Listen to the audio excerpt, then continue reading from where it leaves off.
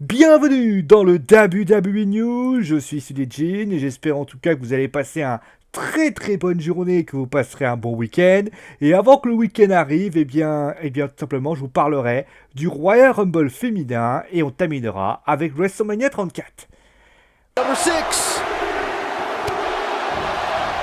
Vous le savez, lors du Royal Rumble 2018, les femmes vont marquer l'événement avec le tout premier Royal Rumble match. Il y aura 30 lutteuses, il faudra les passer par-dessus la troisième corde et que les deux pieds touchent le sol, ça vous le savez. Mais forcément, 30 lutteuses, ça implique du monde. Et il y a déjà des spéculations sur des revenantes.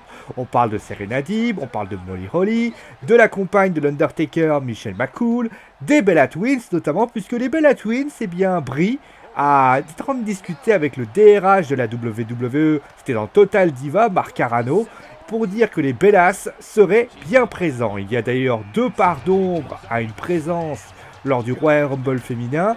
La première, c'est Ronda Rousey. Alors, ils se sont rencontrés, Triple H et elle, mais le souci, c'est que pour l'instant, Triple H l'a dit, c'est une vraie fan, mais il n'y a pas d'amorçage de négociation de contrat entre la WWE et l'ancienne combattante UFC.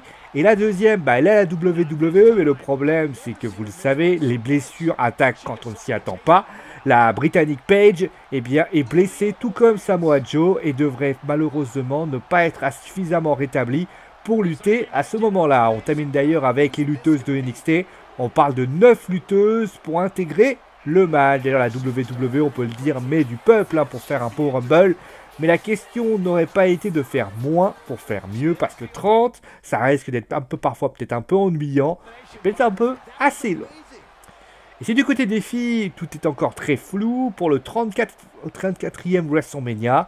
Pour les deux matchs que je vais vous annoncer, c'est gravé dans le marbre. Le premier match est sans surprise, pour que Lesnar affrontera bien Roman Reigns pour le titre universel. A priori d'ailleurs, peut-être qu'au 25e anniversaire, Roman Reigns pourrait perdre la ceinture face aux Miz.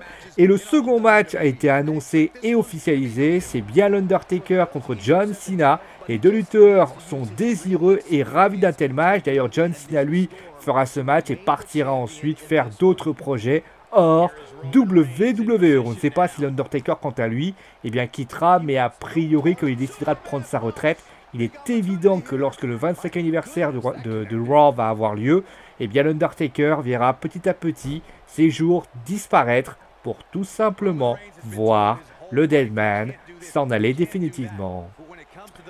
Allez, c'est la fin donc du WWE News. J'espère que l'émission vous a plu. N'hésitez bien sûr à vous mettre un petit pouce bleu si vous avez aimé.